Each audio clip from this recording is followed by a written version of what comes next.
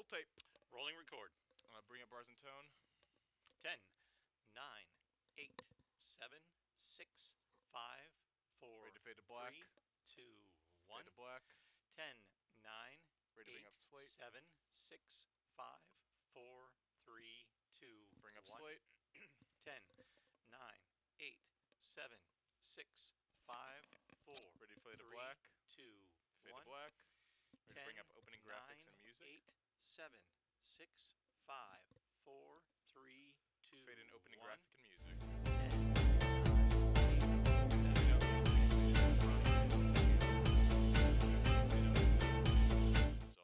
Hello everyone, welcome to DIY Anthony. I'm your host Anthony Byfield and today we have a special guest. Introduce yourself. Hi, I'm John and I am the slime expert here at COD. That's great. So what will we be making today? Today we are going to be making some magnetic slime. Sounds great. How do we start? First, you're going to want to gather your ingredients. You're going to want to start with your Elmhurst glue. You're going to want some water. You're going to want some baking soda. You're going to need some iron oxide. And then you're going to want some contact lens solution. And finally, you're going to want a magnet.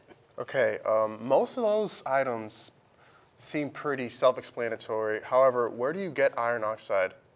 So most of these items I got off of Amazon. However, the iron oxide that I have, I got from Walmart, though. Right, so let's get started. All right, so the first thing you're going to want to do is you're going to want to combine 1/2 a cup of water into the mixing bowl, okay? You're gonna want to add 1/2 a cup of glue into the mixing bowl, and then you're gonna wanna stir it until it's mixed well. Now you can use your hand or you can use a whisk or the back of the cup. I'm gonna use the back of the cup because that's easier for me. And you're gonna wanna keep mixing it well until it has that traditional slimy, sticky texture to it. Okay, after that, you're going to want to add 1/2 a teaspoon of baking soda. Now, I like to use the 1/4 teaspoon just because it fits into the box a little bit easier.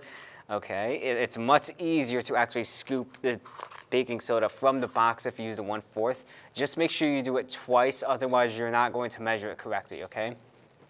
Finally, you're going to want to add 1/2 a tablespoon of the contact solution into it, okay? And make sure you pour this one gradually, otherwise you're not going to do it correctly.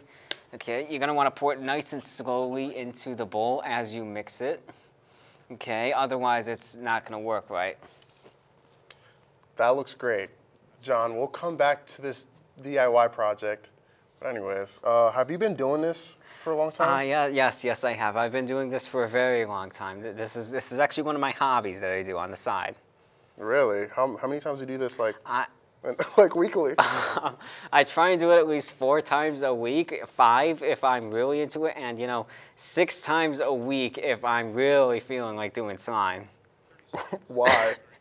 Because it's just one of my hobbies. Okay then. It looks great, John. We'll come back to this DIY project after this commercial break.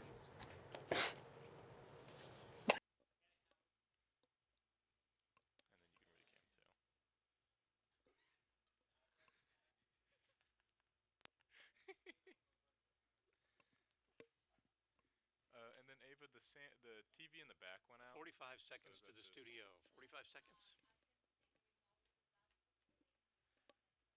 Just press, yeah. Thanks, Brandon. 30 seconds to the studio. 30 seconds.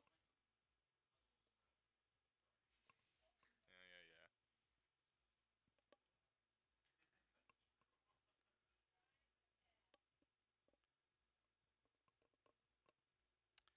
15 to the studio. 14, 13, 12, 11, 10, 9, 8, 7, Ready to 6, vote in 5, host Mike 4, and 3, 2, 1. fade to cam 2 and host. And we're here with John the Slime Man, making some magnetic slime.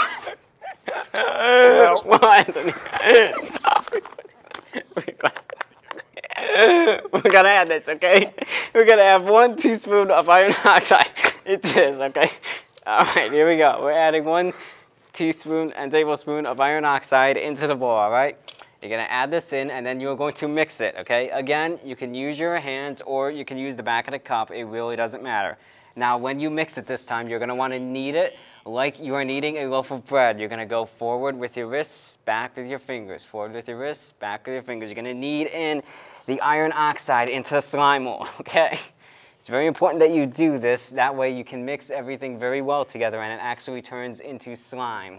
Make sure that you stand away during this step in order to avoid ingesting iron dust. Yeah, I've inhaled a lot of things in my time, and this is something I would not want to inhale. So yeah, this is slime. After you are done mixing it, then you have slime. Look at that. Wow. It's slime. John, that's great. And here we have a magnet to show its magnetic properties. All right, so here's the magnet, okay? This is the magnet we have here with us right now, and we're going to try and see its magnetic properties. So I'm going to just try and put it onto the bottom here and see if it sticks. Obviously, it did not stick. The magnetic properties will vary from time to time depending on the slime, but as you can see, it varies, okay? The magnetic properties vary, all right? So yeah, this is slime. So yeah. tell me, can we do any colors when it comes to slime? Of course, of course. So when you do add color to the slime, you're going to want to use regular coloring dye to it, and you're just going to add it into the mix and mix it in as you're going along, okay? Otherwise, it's going to get very messy. Now, you don't want to use too much color to it. Otherwise, you're going to get the coloring dye all over your hands, and it's just not going to look good. All right. Now, to prove to you that the magnet does work, okay? Here we have the iron oxide. And it sticks, right? It's a magnet. The magnet works. Magnet properties, they vary.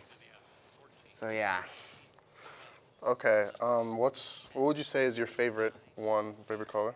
Green. But anyways. Green is the favorite color. Okay. Well, this is all the time that we have today. Thank you for tuning in. And remember, you better DIY or else you'll DIE.